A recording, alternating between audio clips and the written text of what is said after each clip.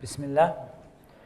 Bismillahirrahmanirrahim. Alhamdulillahi Rabbil Alameen. Wassalatu wassalam ala abdillahi wa rasulihi nabiyyina Muhammad wa ala alihi wa sahbihi ajma'een.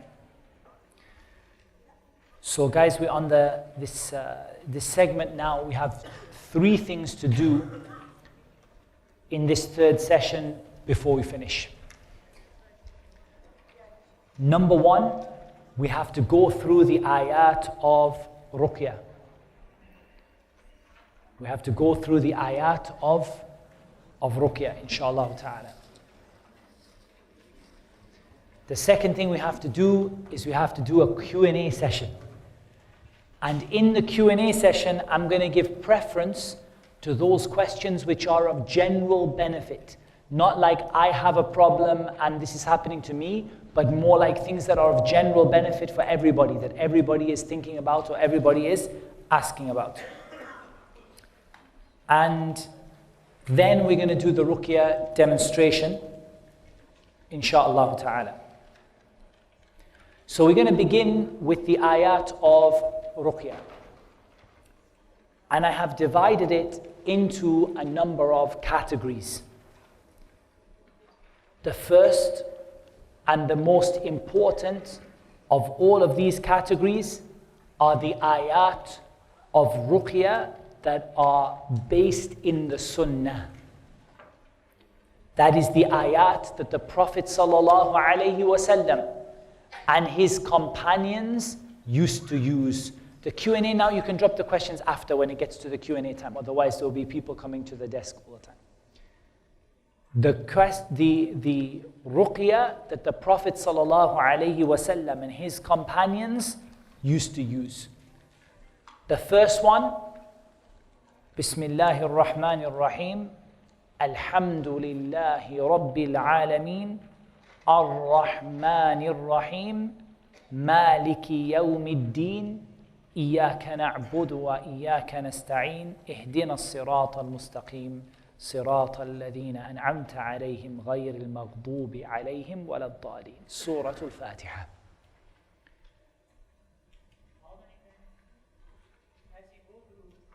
Wait inshallah. كل شيء inshallah جاي.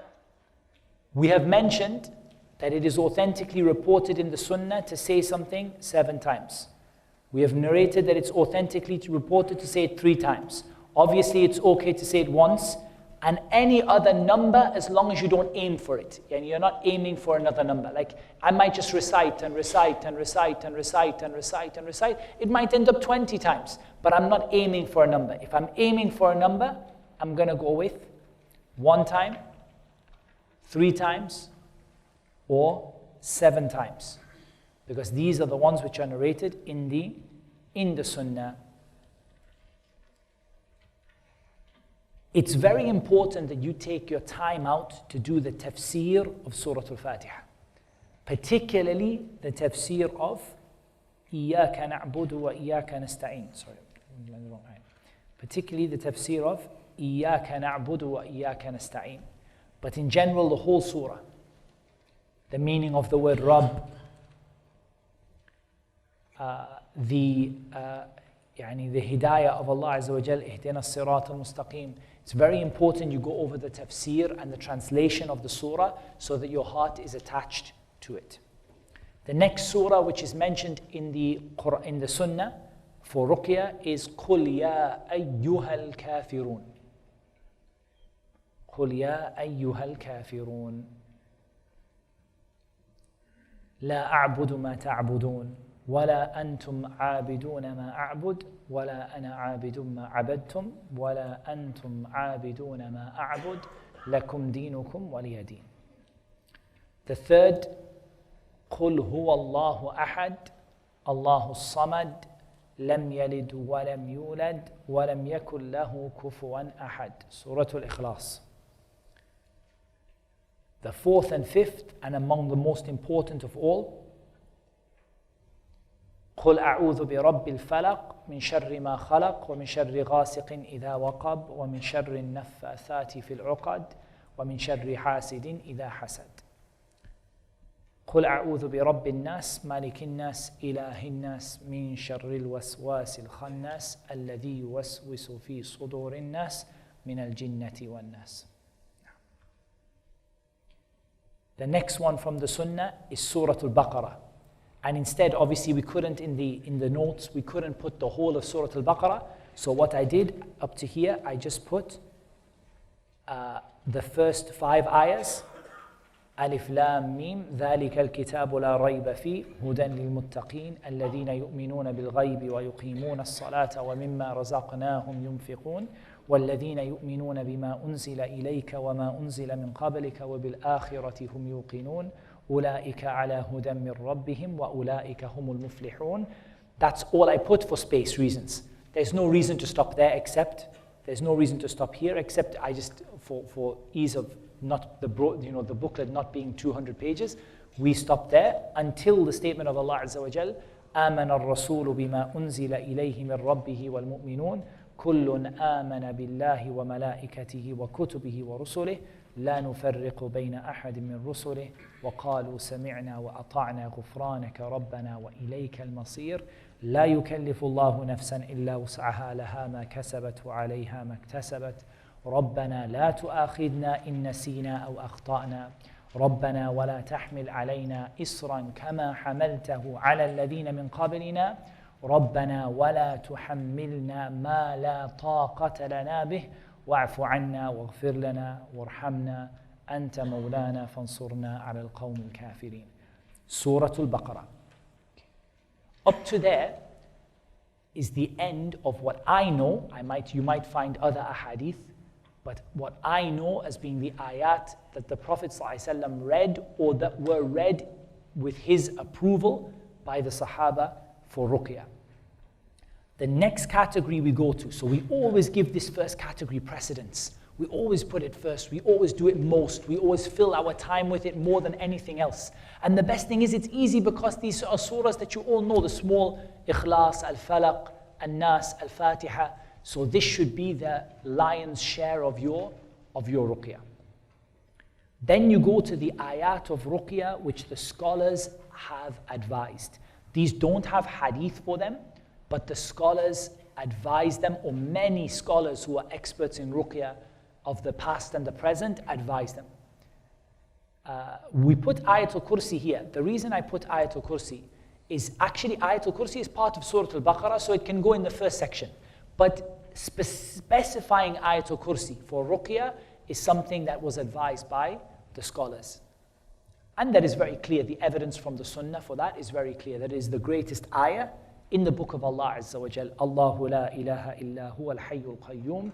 لا تأخذه سنة ولا نوم له ما في السماوات وما في الأرض من ذا الذي يشفع عنده إلا بإذنه يعلم ما بين أيديهم وما خلفهم ولا يحيطون بشيء من علمه إلا بما شاء وسع كرسيه السماوات والأرض ولا يؤوده حفظهما وهو العلي العظيم. This is another one that definitely needs a tafsir. The more you do the tafsir of this, the more you will appreciate it, inshallah.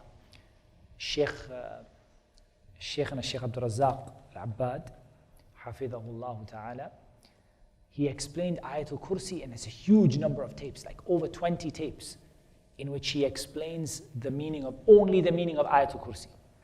And wallahi, there's so much to learn. The tafsir of Ayatul Kursi, very important. We said Aman al-Rasul is another thing that people advise, because of its comprehensive nature. The comprehensive nature. And you can add to this in the topic of Amin al-Rasul, the ayat of dua.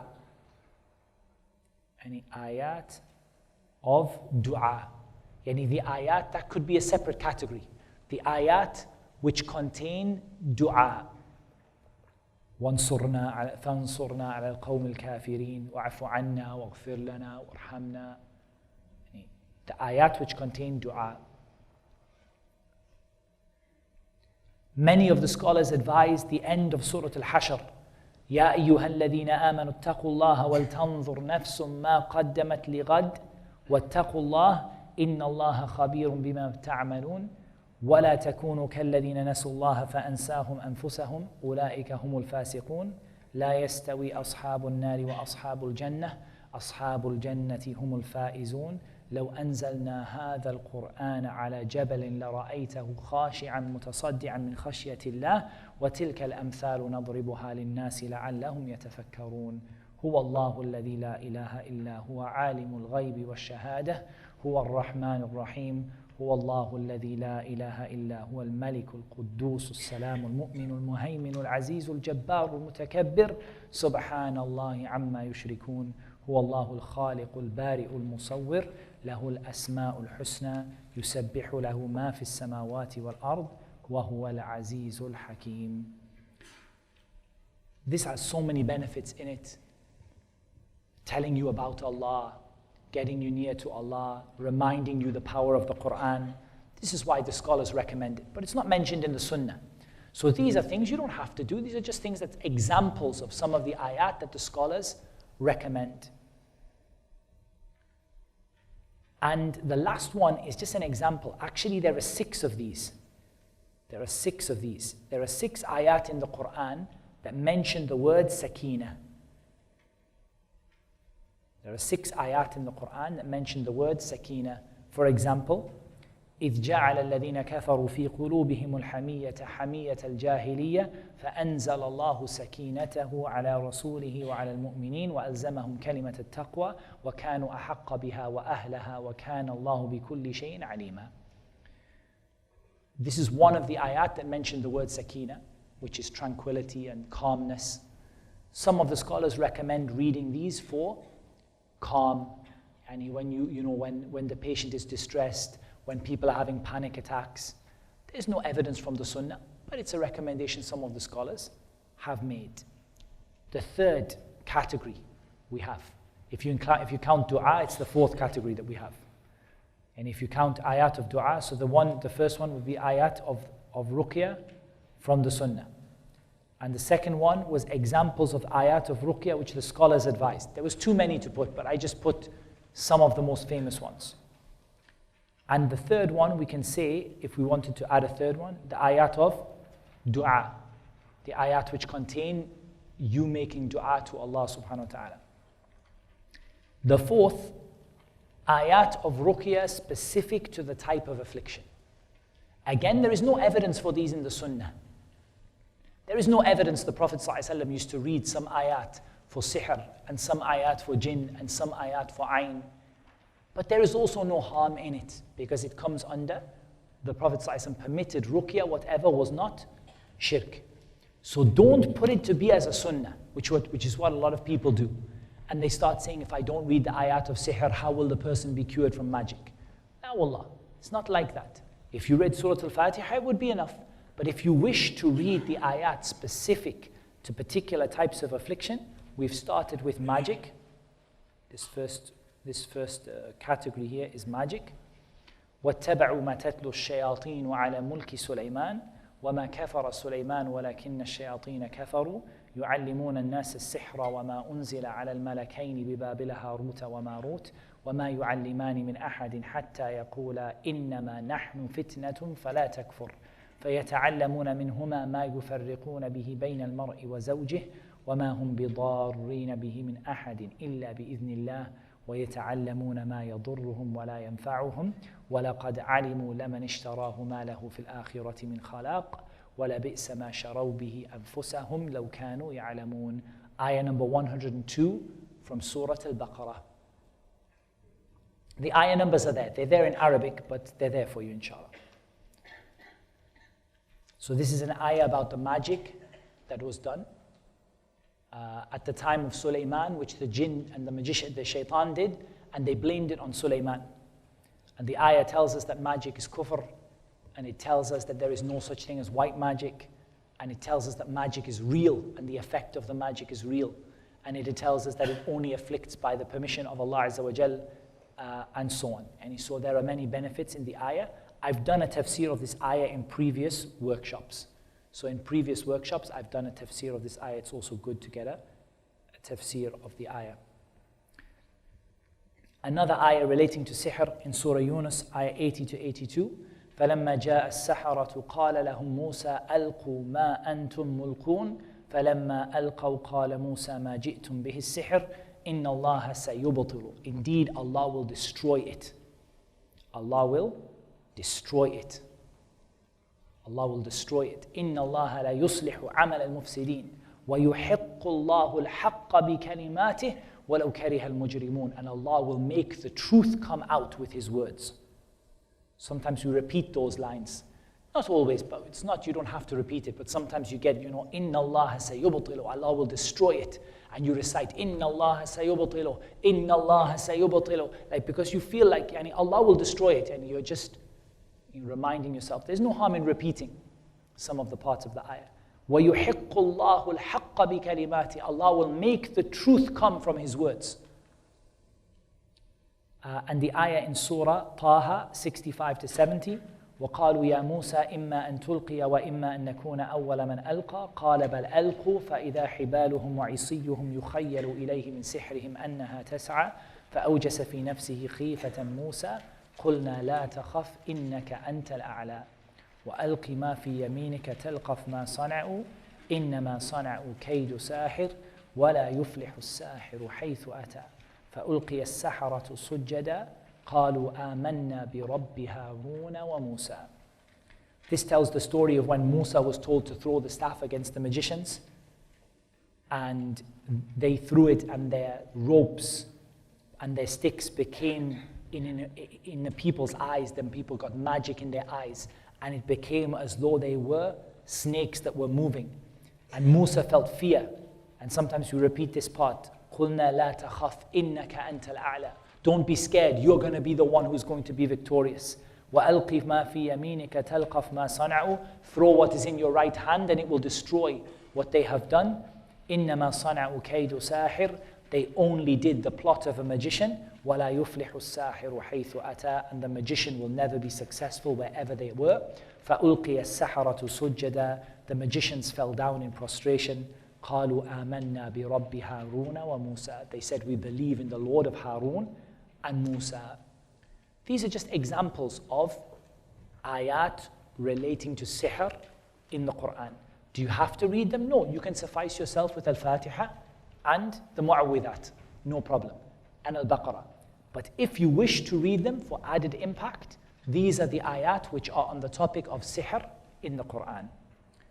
And in Ash-Shu'ara, فَلَمَّا جَاءَ السَّحَرَةُ قَالُوا لِفِرْعَوْنَ أَإِنَّ لَنَا لَأَجْرًا إِن كُنَّا نَحْنُ الْغَالِبِينَ قَالَ نَعَمْ وَإِنَّكُمْ إِذًا لَمِنَ الْمُقَرَّبِينَ قَالَ لَهُم مُوسَى أَلْقُوا مَا أَنْتُمْ مُلْقُونَ فَأَلْقَوْا حِبَالُهُمْ وَعِصِيُّهُمْ وَقَالُوا بِعِزَّةِ فِرْعَوْنَ إِنَّا لَنَحْنُ الْغَالِبُونَ فَأَلْقَى مُوسَى عَصَاهُ فَإِذَا هِيَ تَلْقَفُ مَا يَأْفِكُونَ فألقي السحرة ساجدين قالوا آمنا برب العالمين رب موسى وهارون. Again, the story of Musa and Harun.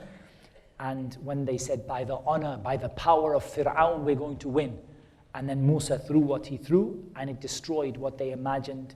And all of the magicians prostrated, saying, we believe in the Lord of the worlds, the Lord of Musa and Harun. Okay, that finishes the ayat on the topic of sihr in the Qur'an. Then we have the ayat on the topic of ayn. So there are two ayat really that people mention on the topic of ayn. One of them is in Surah Al-Falaq, وَمِن شَرِّ حَاسِدٍ إِذَا حَسَدٍ. But I think the most obvious one is the one in Surah Al-Qalam. And the reference, here is correct. In Surah Al-Qalam 51 to 52. وَإِن يَكَادُ الَّذِينَ كَفَرُوا لِيُزْلِقُونَكَ بِأَبْصَارِهِمْ لَمَّا سَمِعُوا الذِّكْرَ وَيَقُولُونَ إِنَّهُ لَمَجْنُونَ وَمَا هُوَ إِلَّا ذِكْرٌ لِلْعَالَمِينَ. Those who disbelieve would almost make you slip using their eyes when they hear this remembrance, and they say, indeed, he is insane, but it is nothing except a remembrance for the worlds. There is no evidence for reading this ayah. There is no evidence this ayah will remove ayn. There is no sunnah for reading it. But if you wish to read it, the whole of the Qur'an is shifa. If you wish to read it over a person that you think has ayn, but more apparent is the ayah in Surah Al-Falaq for reading. وَمِن شَرِّ حَاسِدٍ إِذَا حَسَدٍ.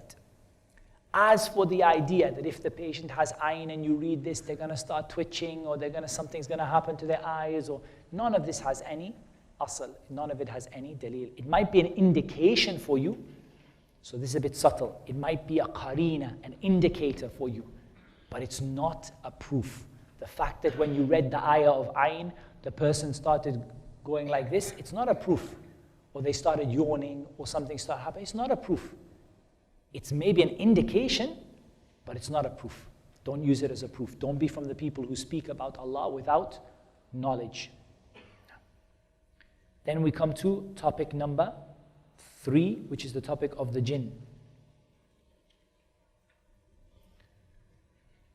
وَإِذْ صَرَفْنَا إِلَيْكَ نَفَرًا مِنَ الْجِنِّ يَسْتَمِعُونَ الْقُرْآنَ فَلَمَّا حَضَرُوهُ قَالُوا أَنصِتُوا فَلَمَّا قُضِيَ وَلَّوْا إِلَى قَوْمِهِمْ مُنذِرِينَ قالوا يا قومنا إنا سمعنا كتابا أنزل من بعد موسى مصدقا لما بين يديه يهدي إلى الحق وإلى طريق مستقيم يا قومنا أجيبوا داعي الله وآمنوا به يغفر لكم من ذنوبكم ويجركم من عذاب أليم ومن لا يجب داعي الله فليس بمعجز في الأرض وليس له من دونه أولياء أولئك في ضلال مبين.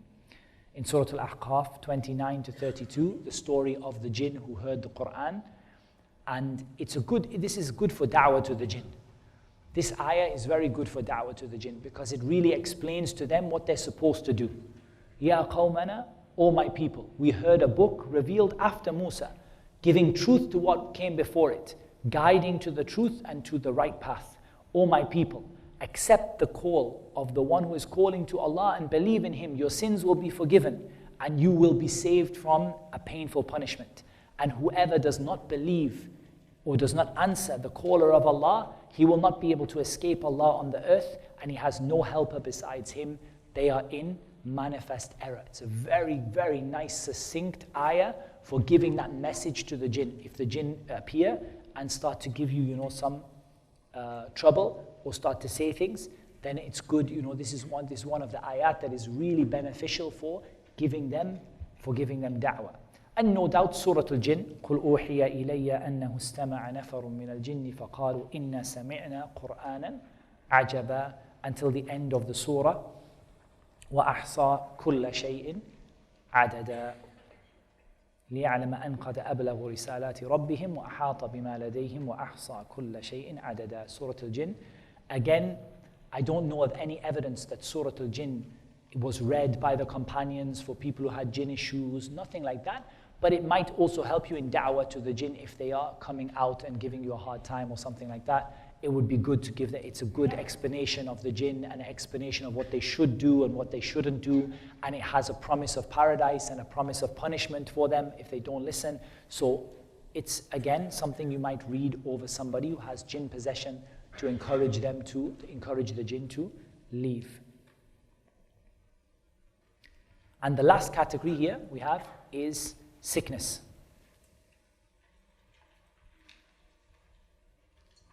This is the well-known ayah with regard to sickness. فَإِنَّهُمْ عَدُوٌ لِي إِلَّا رَبَّ الْعَالَمِينَ الَّذِي خَلَقَنِي فَهُوَ يَهْدِينَ وَالَّذِي هُوَ يُطْعِمُنِي وَيَسْقِينَ وَإِذَا مَرِضْتُ فَهُوَ يَشْفِينَ. That's the ayah about sickness.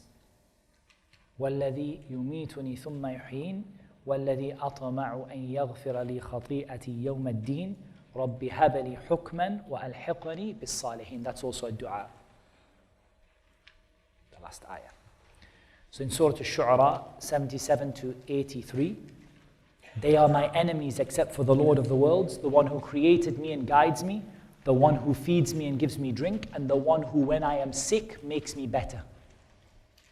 The one who when I am sick makes me better. And the one who causes me to die then brings me to life, and the one who I hope will forgive my sins on the day of judgment. O my Lord, give me hukmah, give me authority, and make me join the righteous.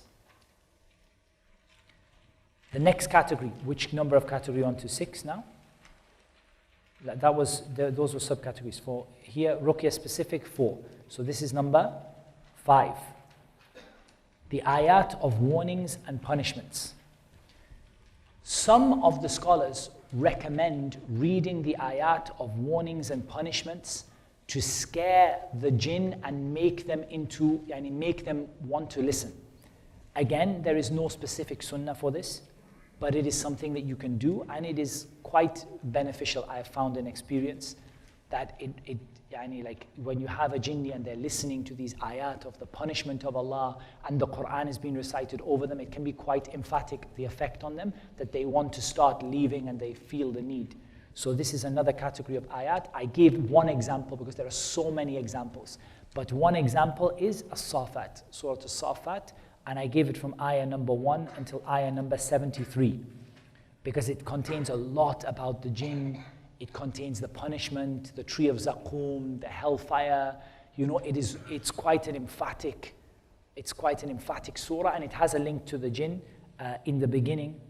وَحِفْظًا مِّن كُلِّ شَيْطَانٍ مَارِدٍ لا يسمعون إلى الملأ الأعلى ويقذفون من كل جانب دحورا ولهم عذاب واصب. This Qur'an will protect you against every stubborn shaitan.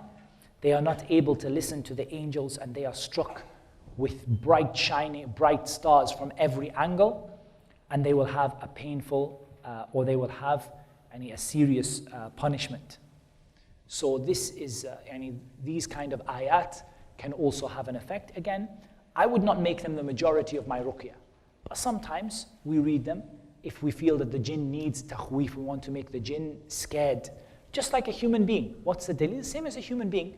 You see a human being who is transgressing all bounds, you want to make them scared, you might read them something from this, something to make them something to make them really think about what it is. For example, أَذَلِكَ خَيْرٌ نُزُلًا أَمْ شَجَرَةُ الزَّقُّومِ? Is that better as a place of abode, or the shajara الزَّقُّومِ? إِنَّا جَعَلْنَاهَا فِتْنَةً لِلظَّالِمِينَ. We made it a test for the oppressors.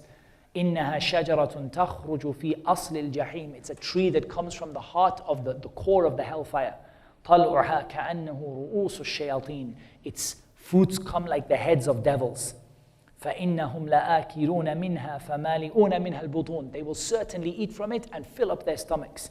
ثُمَّ إِنَّ لَهُمْ عَلَيْهَا لَشَوْبًا مِنْ حَمِيمٍ. Then they will pour boiling water over the top of it, which will burn out their insides.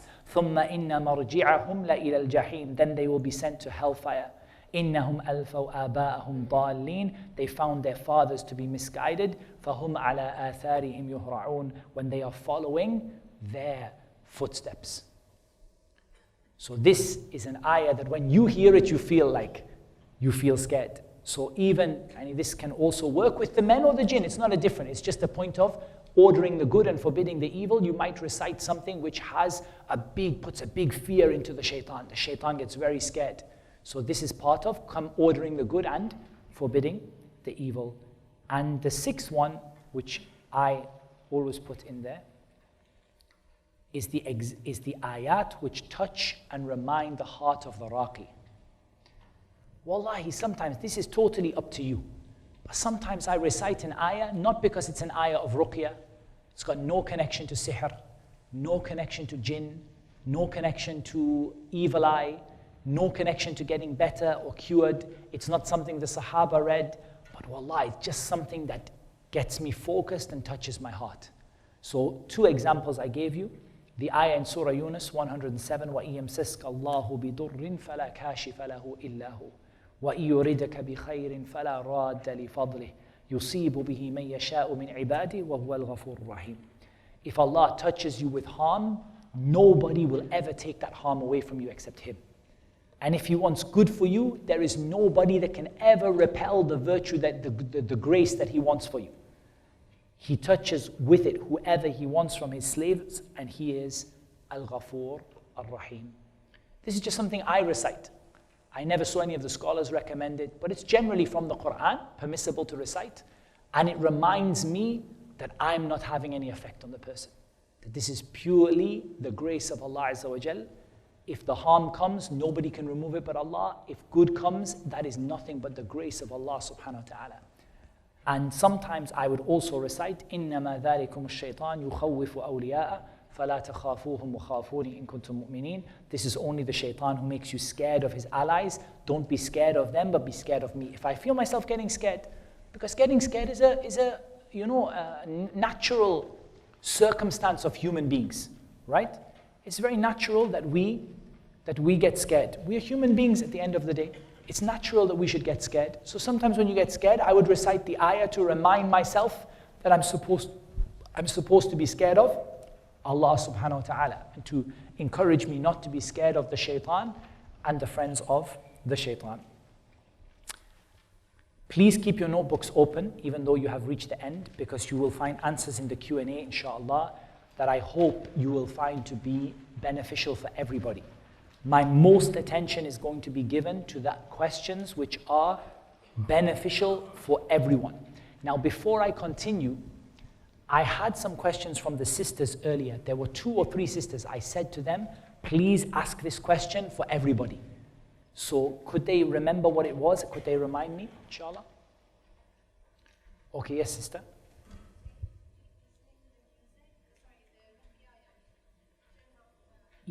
Yes. So one of the sisters asked about listening to Ruqyah, so, like we said, it's not Ruqyah. So should you listen to it? Yes, you can listen to it and benefit from it. And a lot of times, especially for someone who can't do Ruqyah for themselves or struggles with it, listening to Ruqyah is excellent. But don't replace Ruqyah with listening to Ruqyah. It's not the same thing, inshallah. There was another sister had a question now.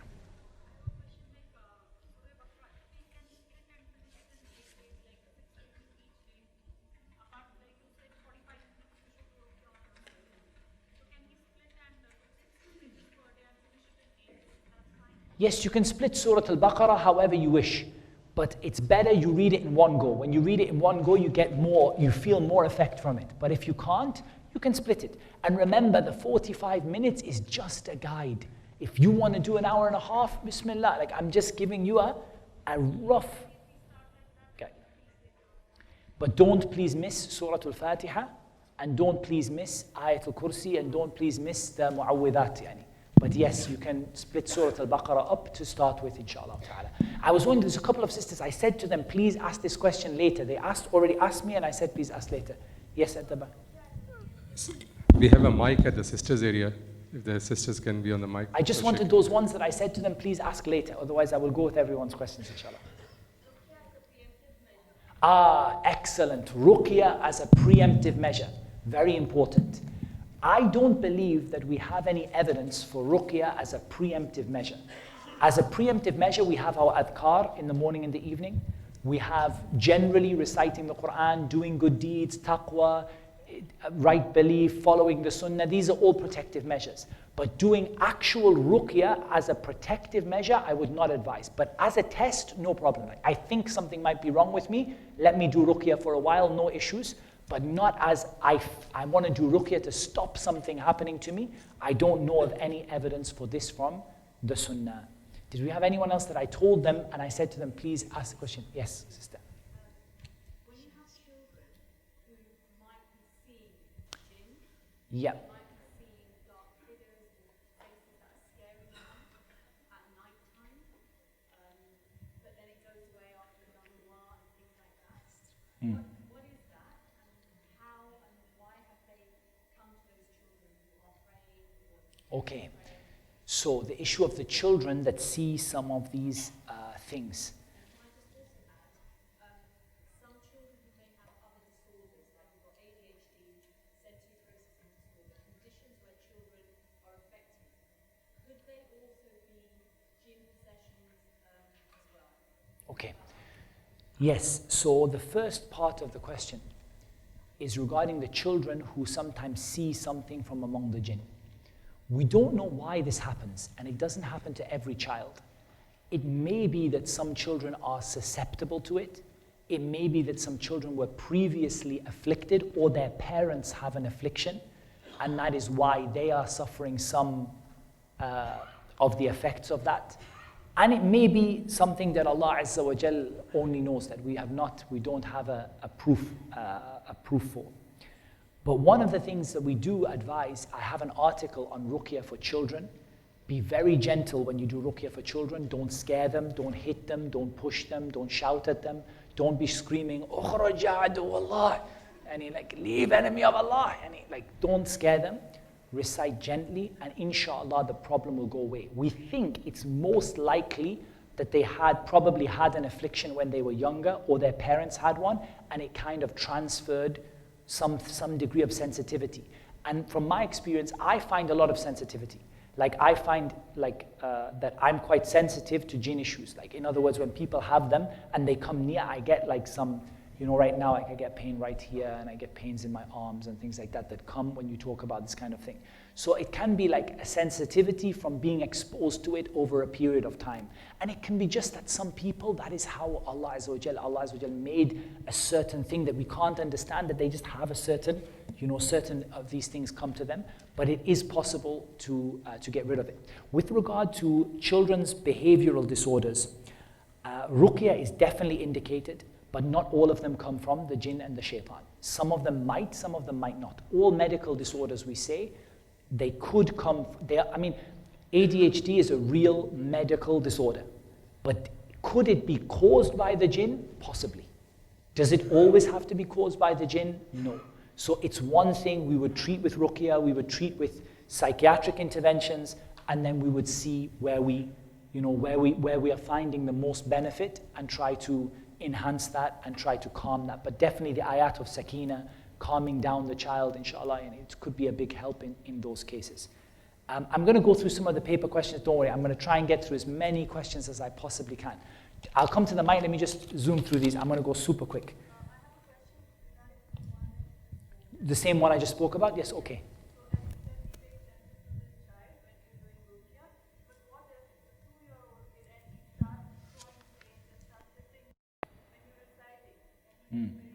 So when the young children get aggressive, just try to calm them down. Like you don't want the patient to hurt themselves. The biggest danger when the patient gets aggressive is actually themselves. It's not you. And a 2-year-old child is not going to hurt you. No matter how hard they hit you, they're not going to hurt you. So try to comfort them, try to calm them, read the ayat of sakina upon them, to get them to calm down, be gentle, be slow, maybe stop for a minute or two, then start again. Inshallah, it will go away from children very quickly. I have a full article on this on Ruqyah for children, and I spoke about it extensively in the last workshop as well. So I'm going to go through super quick. We mentioned about conditions of the one reading Ruqyah, but didn't the Sahaba read upon a non-Muslim? Yeah, you can read upon non-Muslims, we said that. And obviously for the non-Muslims, we do not expect them to have those conditions present. And that's why we said, it's not the problem that, like, if I'm reading on someone who's not trusting in Allah, that not trusting in Allah doesn't stop me reading on them, but it's something I have to address, I have to change in them, I have to try and make an effort to change it with them. But Ruqyah for non-Muslims is proven from the hadith. What do? I have an article for Ruqyah for non-Muslims. What I generally do is give them Ruqyah, if there isn't a Muslim to read over them, Ruqyah audio, oil, water, these kind of things, inshallah, like we try to give them bi'idhnillahi ta'ala. Any other Ruqyah other than with the Qur'an and dua? Yeah, just always Qur'an, dua, adhkar. We should not use anything other than that. Can we blow when reciting dua as a Ruqyah? Yes, absolutely, as it was mentioned in the hadith. Do our sins affect the Ruqyah that we read? Yes, we answered that. Taqwa, and therefore the level of your sins, massively affect the Ruqyah that you read. When blowing before sleep, is this considered Ruqyah? Not exactly. When blowing before sleep, it's a kind of Ruqyah, but it's more a protection. It's not like a Ruqyah as a treatment, it's a protection that the Prophet ﷺ used to do. Can we recite a blow upon anything that is known to be a cure or medicine? As Shaykh bin Baz rahimahullah ta'ala said, if the food you are reciting on is halal, then yes, you can blow over it. But I stick to water and oil. I never read over anything other than water and oil, olive oil. Won't specifying ayat specific to the illness be bid'ah because there is no proof? No, because the Qur'an gave us the permissibility of using the whole Qur'an. The Prophet ﷺ said to Aisha, "Alijiha bi kitabillah." Treat her with the book of Allah. Any ayah you want. Any ayah you want. And the Prophet ﷺ said, "Show my Ruqyah," and he permitted whatever was not shirk. So that is a proof that it's not specific which ayah you read. It's not required for you to stick to the ayat the Sahaba read, because the Prophet ﷺ specifically verbally allowed you to use other ayat. If we know for a fact that a relative is a constant sort of evil eye and jealousy, can we cut ties? No, you cannot cut ties with them. But you can protect yourself. You can protect yourself. So make your adhkar before you see them. Don't tell them the good things that happen to you. You know, don't be so like at their house every day, but don't cut ties with them. It's not permissible. Super quick. How does magic affect or cause? Are jinn used for that purpose? This has been answered in many of the previous videos, bi'idhnillahi ta'ala. So I don't want to go too much into it, but yes, magic is a contract between the jinn and the magician, and the jinn go and carry out the contract on the person.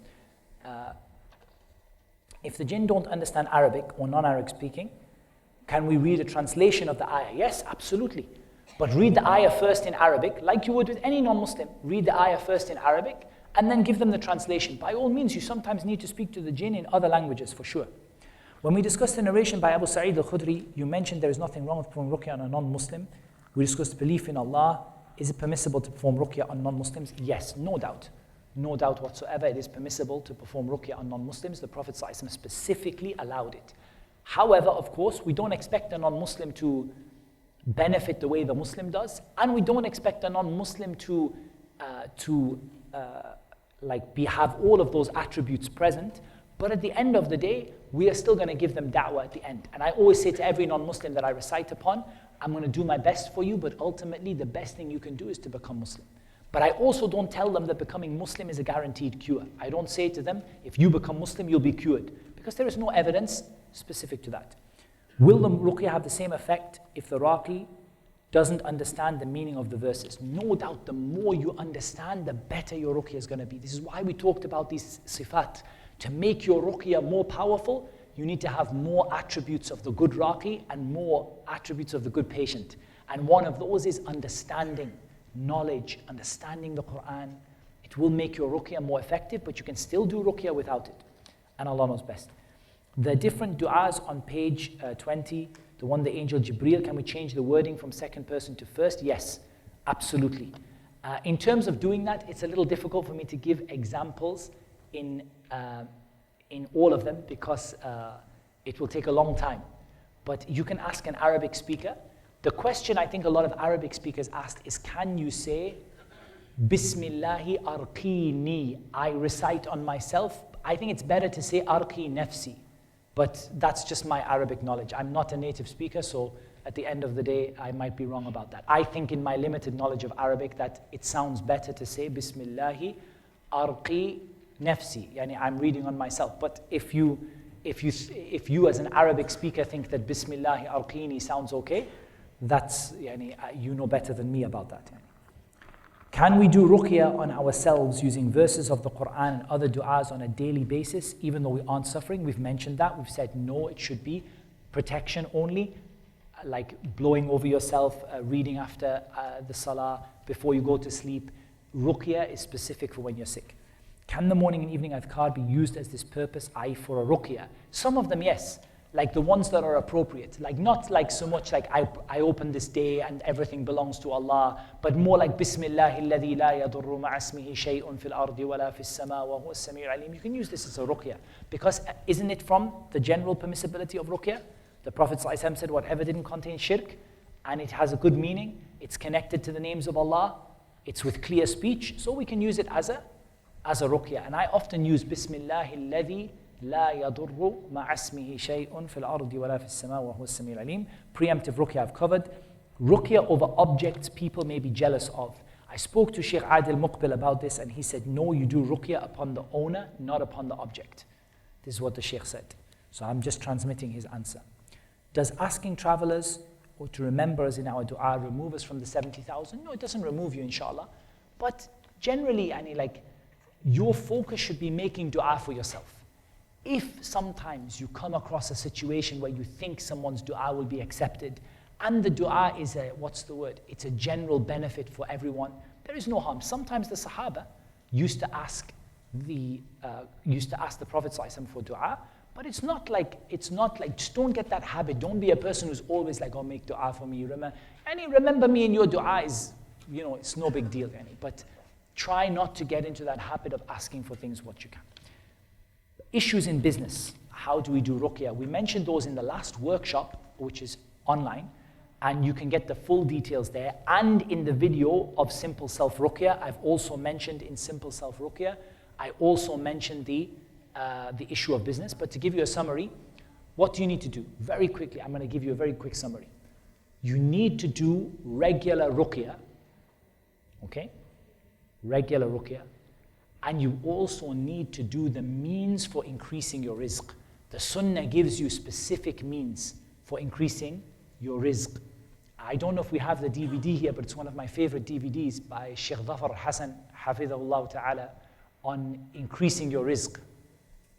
So I don't know if they have or not, but it's a beautiful, beautiful video for those who understand Urdu. Sheikh, mashallah, I've seen the summary in English and it's beautiful.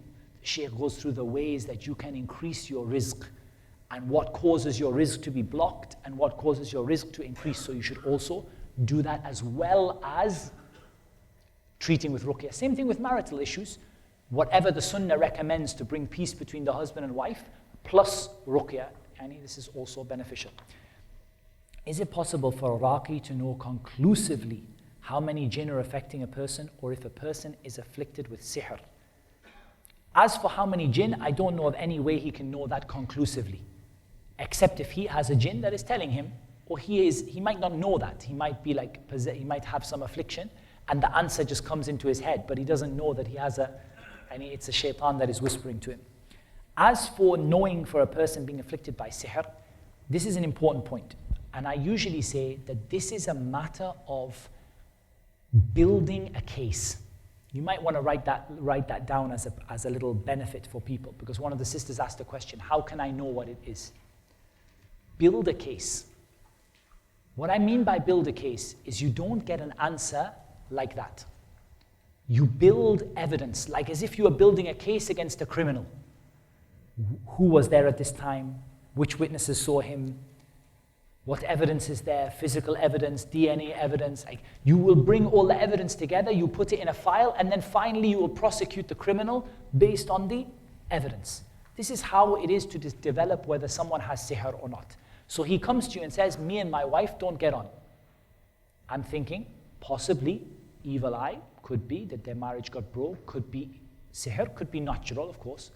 Could be magic, because Allah said, وَيَتَعَلَّمُونَ مِنْهُمَا مَا يُفَرِّقُونَ بِهِ بَيْنَ الْمَرْءِ وَزَوْجِهِ. They learn what breaks between husband and wife. Okay, I have a fact, goes in my case. Then I read and they react to the recitation. But the reaction's taking a long time, and it's not like instant and gone. It's like days I'm reciting and still, there is an issue there. And the affliction's been with them for a long time. And then they start to see snakes and things like that. And, I'm putting evidence in the file. At a certain point, that file will get big enough that I can say fairly conclusively, yeah, I think that this is magic. But there will be times when I will say, I believe it, but it's only my dhann. It's not a certainty. And Allah Azza wa Jalla knows best. What if the patient falls asleep during the treatment? Would the headset or microphone be impermissible to use? No, I'm not going to say it's impermissible. And I don't think that's what the Lajna ad-Da'ima said, that it's impermissible. What they said is that when the person is just hearing the voice over the microphone, this is not ruqyah. Ruqyah is here. Bismillah. This is ruqyah. Ruqyah is from the breath of the person. But if you use the microphone for some reason, there's no harm in it. Using it for some reason, but I don't advise using a microphone unless there's a need. Patient falling asleep, a couple of things I tend to do. Those blocks of soapy misk, you get them from India and Pakistan. Like, they look like yellow or red blocks about 1 centimeter by 1 centimeter, and they're like wax, and they smell of misk, very strongly of musk when you sniff them. And it's difficult. Every time I describe them, I think I must know the name of these things, but I don't. And they don't have a proper name anyway. They call them blocks of misk. So they're like a block of soap, like about 1 centimeter by 1 centimeter by 1 centimeter. They come in bags, yellow or red color. And when you smell them, they smell strongly of musk. Sometimes I put that under someone's nose. I don't put it in their nose. I just wave it, and they wake up, because the jinn don't like the good smells and the good things, inshallah. So this is better than smelling salts. You can use smelling salts, but it's pretty horrible for the person.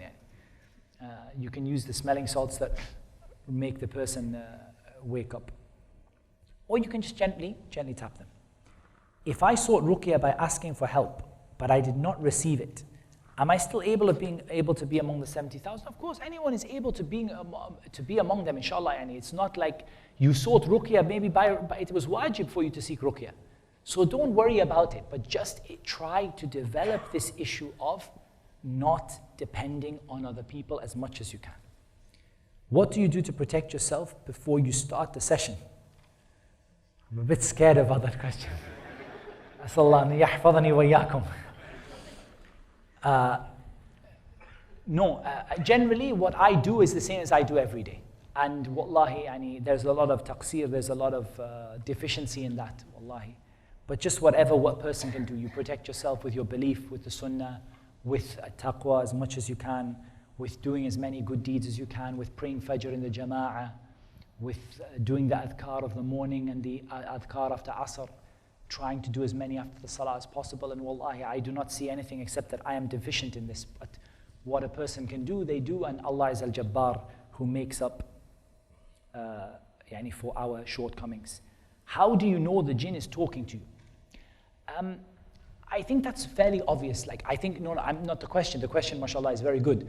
I think that when it happens to you, it's quite wadih, and it's quite clear. You see that the person is, sometimes the whole face changes and the whole voice is completely different. It's not even the person at all. And the personality is different, the words are different. And of course it could be the person acting. Could a person go, yeah, I'm sure I could, pull off a convincing jinn impression.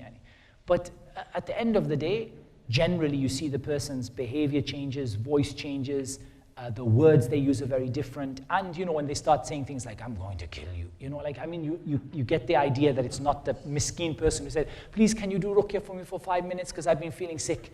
And they start, I'm going to kill you. Yeah, طبعا you get the idea that it's not the person.